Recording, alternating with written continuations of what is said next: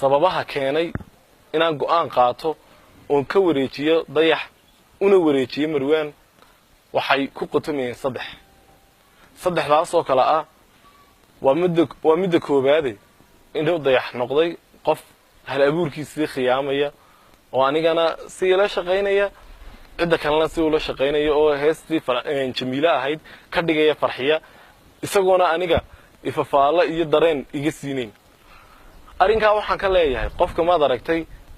hadduu ku khiyaamayo oo dadna aaminto taas waa daacadnimadaada laakiin markaad ogaatay inuu ku khiyaamayo haddaad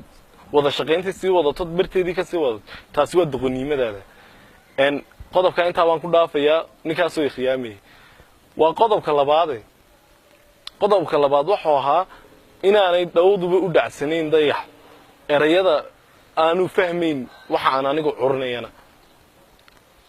heestii horeeyeen siibay ahayd tii labaadna siibay walaac bay ahayd walaac wuxuu qaaday isaga oo ma aragtay qoslaya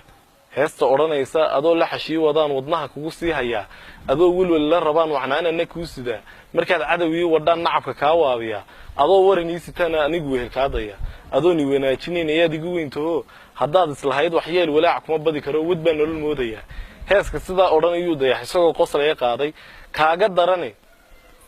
ilaa iimika wuxuu ka qaadaa aroosyada oo waa hees damaashaad iyo aroos buu ka dhigay heesa qiirada iyo dareen kale taasna waxay cadeynaysaa inaanu dareensaneyn una fahmi karin erayadan macnahooga taa markaan arkayna waxaan go'aansaday inuu heestan meel aanu qalmiin la mari doono sida daraadeed aan ka wareejiyo waa qodobka saddexaadna wuxuu yahay Dayax talaabo walba wiila socodsiin jiray heesahaygii hore aan siiyay waa Maryan iyo walaac baa ku jira miidiyaha oo siiyay walowna Maryan xuquuqdeedii una dhowrin oo una ku soo xusin channelkiisa iyadoo ku soo baxday haddana labada heesay hore waan kala warqabay codka markii laga qabtay waan ogaa waan ka falcelin jiray sidan baan oran jiray laakiin tan lama aban ogeynba wuxuu ka soo daba heesay uu iska abaabushay uu iska soo qaaday markii Marwaan soo heesay sida daraadeed bulshooyinka Soomaaliyeed waxaan u sheegayaa heeska originalkiisa anigoo hal abuurkiisa sameeyay waxaan u aqoonsanahay Marwaan yare